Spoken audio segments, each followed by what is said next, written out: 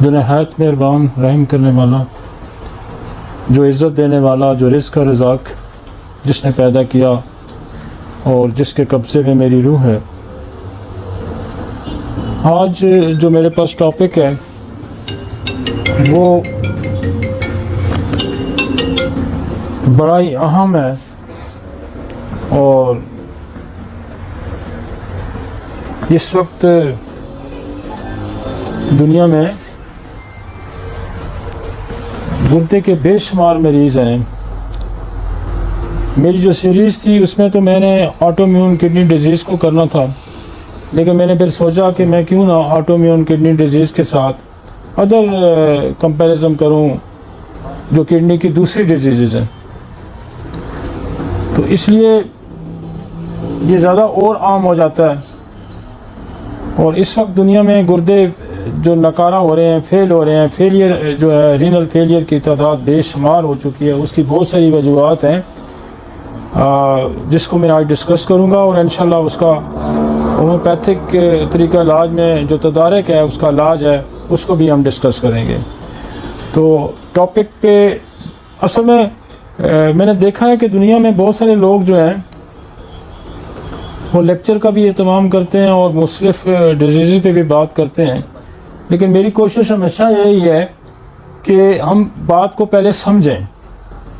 बात को जब तक हम कॉजेज़ को नहीं समझेंगे, एटियोलॉजी को नहीं समझेंगे, वजह को नहीं समझेंगे, पैथोलॉजी क्या है, इसके पीछे कॉजेटिव फैक्टर क्या है, उस वक्त तक देखें दुनिया में ये बता देना कि फलां मर्ज़ का ये दवाई खा लें तो ठीक हो जाएगा, ऐसे नहीं होता, ऐसे नहीं होता।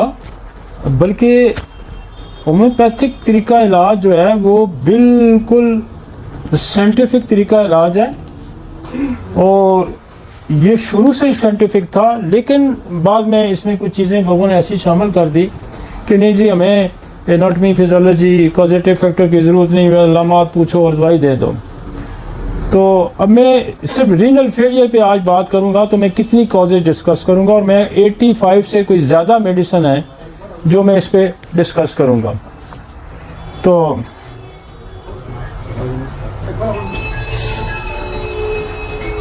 85 से ज़्यादा मेडिसिन डिस्कस करेंगे, उसकी कॉजेज डिस्कस करेंगे, तो इन डिटेल इंशाल्लाह हम इसको बात करते हैं। और अब भी जो मेरे पास टॉपिक पे जाने से पहले मेरे पास एक फ्रोज़म है, पहले इसको डिस्कस करते हैं और फिर उसके बाद मैं असल टॉपिक पे आता हूँ।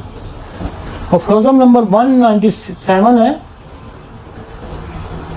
वो कहता है कि ये वो सारी मकामी बीमारियों पे डिस्कशन जारी है। जो मकामी बीमारियाँ हैं, जो लोकल डिजीज़ पे बात चली थी, वो कह रहा था कि लोकल डिजीज़ को मांस वाइज चोट के, बर्न के, आप इसको लोकल बीमारी ना समझें बल्कि इसको अंदरूनी बीमारी समझकर इसका इलाज करें। तो ये अफरोज़म भी उसी पे है, उसी की कंटिन्यूटी है। वो कहता है इस इलाज में इस वक्त रुकावट पड़ेगी, इस वक्त रुकावट पड़ेगी जब अलामात की बुनियाद सोरा, ख़ास तौर पर सिफिलिस और साइकोसिस हो। और वो कहता है मकामी बीमारी कोई भी आपको नज़र आती है उसको वैसे तो रिलेट करें, कहता है इसके बावजूद भी इस पर जब रुकावट पड़ेगी तो फिर आपने ये जांचना है कि इसके पीछे कहीं सोरा तो नहीं है, कहीं सिफिलिस तो नहीं है, कहीं साइकोसिस तो नहीं है।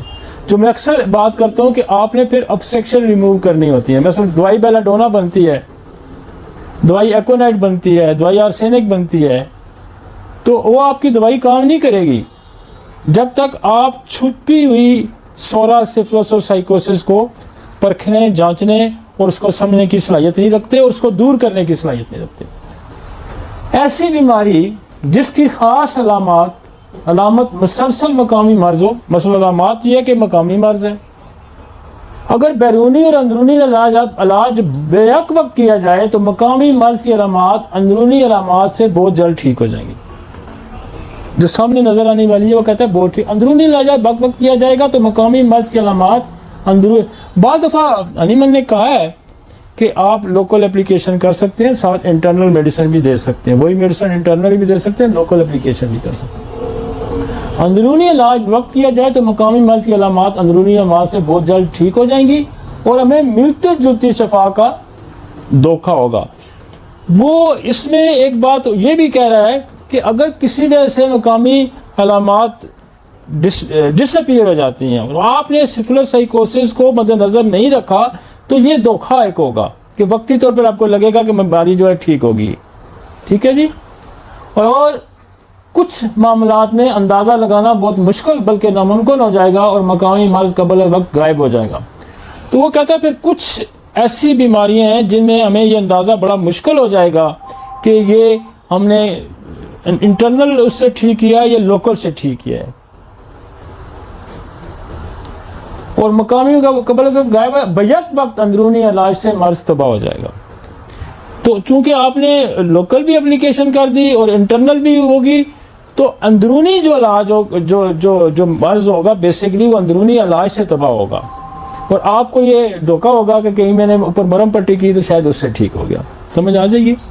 तो इसमें वो ये कह रहा है कि बाज़ दफ़ा ऐसा होता है कि आप लोकल भी एप्लीकेशन करते हैं, आप इंटरनल भी यूज़ करते हैं, लेकिन अल्टीमेटली मर्ज तो ठीक हो जाएगा लेकिन आप कहीं धोखा खाएंगे। लेकिन धोखा ना खाएं बल्कि आप ये समझें कि ये जो कोई दवाई मैंने सेलेक्ट की थी इसके पीछे सोरा और साइकोसिस और सिफिलिस को अगर आप जब मद्देनजर रख के करेंगे तो मुकम्मल शफा हो जाएगी। ठीक है जी।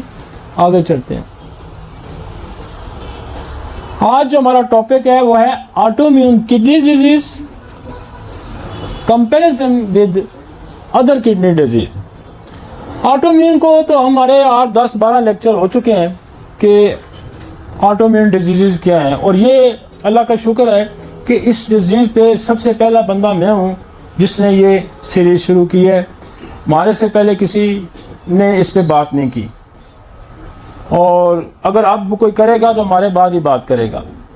तो ये तो किसी के जहन में भी नहीं थी कि ऑटोइम्यून डिजीज़ की इतनी बड़ी एक सीरीज़ शुरू की जा सकती है और हमने ईमानदारी से दयानतदारी से इसको शुरू किया और इसके अंदर होम्योपैथी के अंदर चूँकि मैंने खुद भी देखा और आपने भी देखा है कि बेशुमार ऑटोइम्यून डिजीज़ हम ठीक करते हैं लेकिन हमारे नॉलेज में ये नहीं था कि ये ऑटोइम्यून डिजीज़ हैं। जैसे बल्चर आम ठीक कर देते हैं, सोराइसिस ठीक हो जाता है, बर्स ठीक हो जाता है, जोड़ों के दर्द ठीक हो जाते हैं, बेशुमार ऐसी सीलिएक गंदम की जो डिजीज़ है सीलिएक वो ठीक हो जाती है, crown disease, ulcerative colitis, MS, multiple sclerosis बेश लोगों का ठीक हो गया।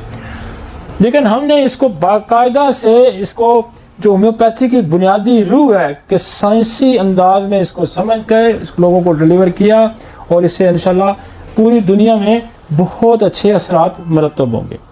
लाइन जी। What is autoimmune kidney disease की क्या है?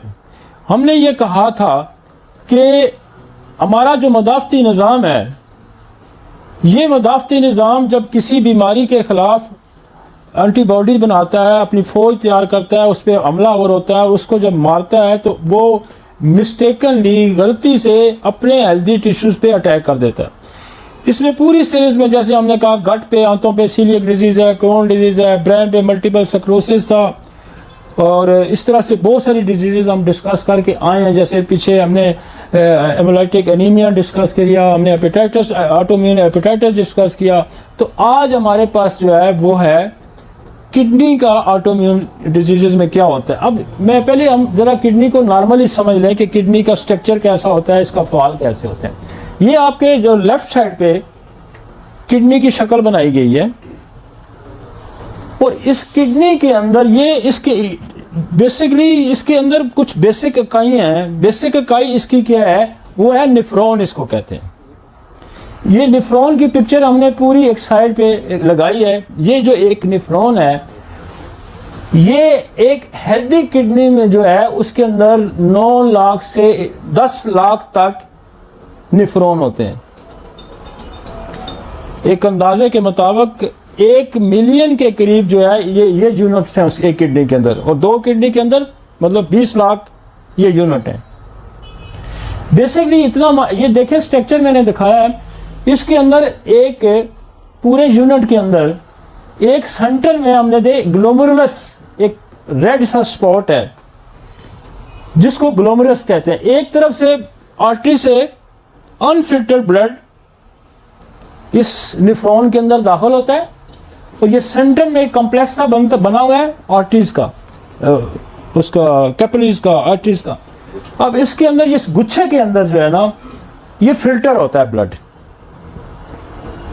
ये फिल्टर होके फिर ये जाके ट्यूबल एक ट्यूबल है, ये आगे उसने दिखाई हुई है शक्ल, एक ऐसी नाली सी है, वो भी एक कॉम्प्लेक्स है, और उससे आगे फिर यूं ये नाली, ये यूं जैसे एक एक्सपेरिमेंट करते थे जब कॉलेज FSC या मैट्रिक में आप पढ़ते हैं, तो एक तजर्बा, एक ऐसी ट्यूब ऐसे होती है और फिर यूं जा रही होती है। ऊपर से पानी, जब हम वो H2O को अलग करते थे तो उसको हीट देते थे तो वो फिर ट्यूब से बहारात बनते थे। ये बिल्कुल देखिए उसी तरह की बनी है। अब वहाँ से ग्लैमरुलस से ये ब्लड फिल्टर हुआ और ये निकल के ट्यूबल में आ गया। अब ट्यूबल्स में आके क्या करता है कि यहाँ फिर यूरिन कंसंट्रेट होता है। यहाँ जो बहुत सारी चीज़ें जो हैं वो यहाँ एब्जॉर्ब होती हैं, वापस चली जाती हैं जिस्म के अंदर, और फिर यूरिन जो है आपका वेस्ट प्रोडक्ट है वो यहाँ से आके कलेक्टिंग कर, यहाँ सबकी एक कलेक्टिंग डक्ट होती है। ये सारे जो मिलियंस के हिसाब से मिलियन है, ये सारे फिर एक डक्ट में वो सारा यूरिन ड्रॉप करते हैं, और फिर से ये जो है ना यूरिन एग्जिस्ट डक्ट होती है जिसके जरिए निकलता है, और फिर वो आपके यूरेटर के जरिए आके आपके ब्लैडर में गिरता है। ये एक नॉर्मल प्रोसेस है। एक तरफ से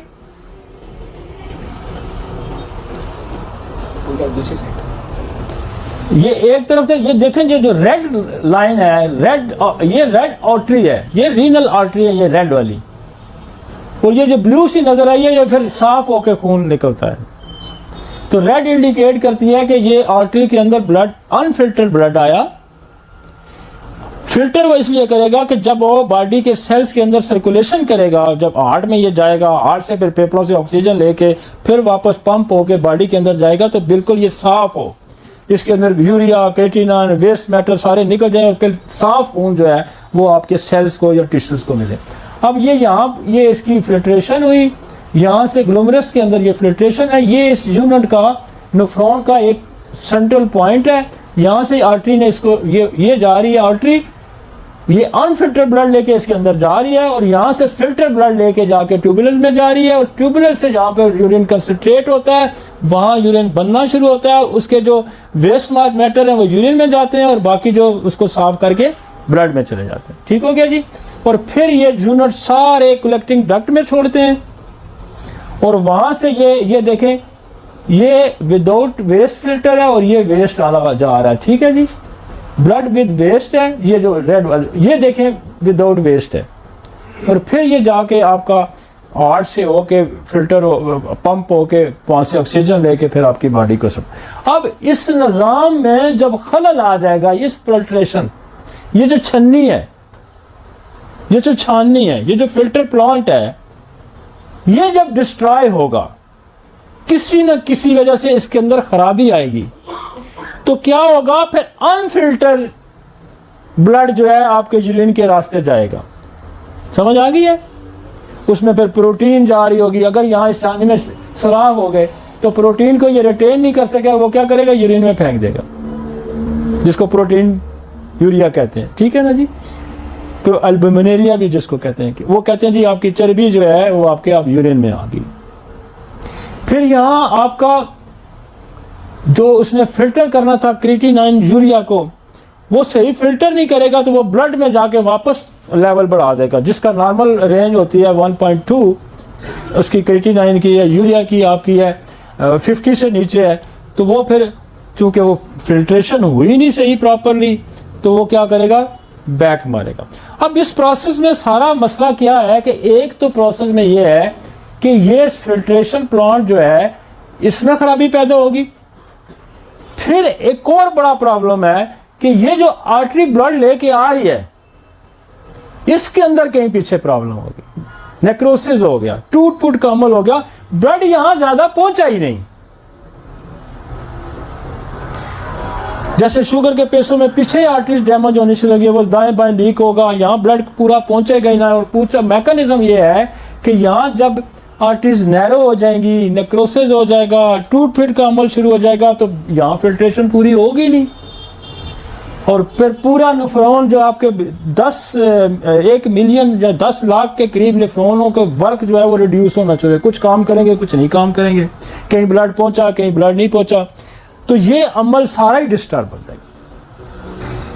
हमें बेसिकली पहले तो ये नॉर्मल फंक्शन को समझना। अब यहाँ जो फिल्ट्रेशन प्लांट, जो छाननी जिसको लगी हुई है, ये छाननी के अगर सराख चौड़े हो जाते हैं तो क्या होगा, वहाँ पे चीज़ें बाहर निकलनी शुरू हो जाएंगी जिन्होंने फिल्टर सही नहीं होना। मतलब प्रोटीन के अगर मालिक्यूल बड़े हैं तो वो प्रोटीन, अगर सराख खुलेंगे तो प्रोटीन पीछे से निकलनी शुरू हो जाएगी, सराख बंद हो जाएंगे तो फिल्टर ही नहीं होगा।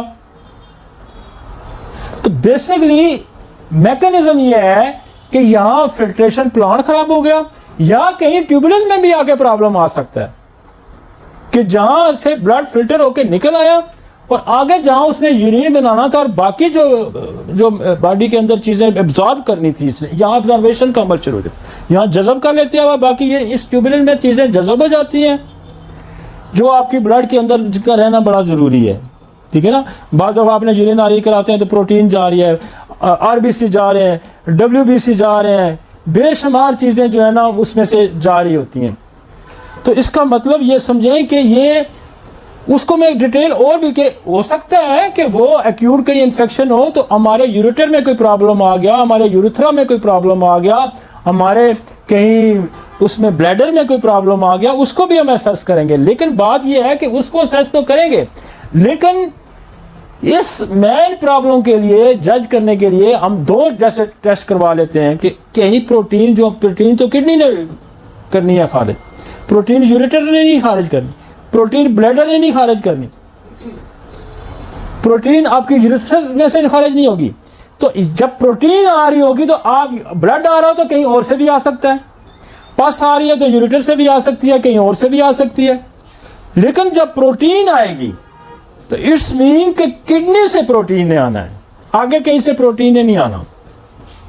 तो आपको ये एहसास होना चाहिए कि जब प्रोटीन, अब पहला टेस्ट जो कराया जाता है वो ये कराया जाता है कि यूरिन आरई करवाएं, और यूरिन आरई करवाने से बहुत सारी चीज़ें आपको पता चल जाती हैं। और इसके लिए फिर आपको जब प्रोटीन आ रही तो आपको पता चल जाएगा कि प्रोटीन आ, इसका मतलब गुर्दों में कोई गड़बड़ शुरू होगी, इस फिल्ट्रेशन प्लांट के अंदर कोई गड़बड़ शुरू होगी, इसको दुरुस्त करना है। और फिर बॉडी के अंदर सारे मैटर, आप जब ब्लड की कंपोजिशन करवाते हैं तो जब आप रीनल प्रोफाइल करवाते हैं तो फिर उसमें आपको 3-4 चीज़ें मिलती हैं। जैसे उसमें आपको यूरिक एसिड मिलेगा, उसमें आपको केटिनाइन मिलेगी, उसमें आपको यूरिया मिलेगा। तो अगर यूरिया इस इंक्रीज़ हो गया इसका मतलब फिल्ट्रेशन दुरुस्त नहीं है, क्रिएटिनिन इंक्रीज हो गया इसका मतलब गुर्दे के अंदर कोई गड़बड़ गया। अब इस तमाम नॉर्मल फंक्शन के अंदर जब एबनॉर्मल आ गई तो फिर हमने ये जज करना है कि खराबी कहाँ है। अब उसको मैंने इस तरह हम समझते हैं कि किडनी खुद भी खराब हो सकता है और किडनी को कोई और चीज़ भी खराब कर सकती है। ठीक है।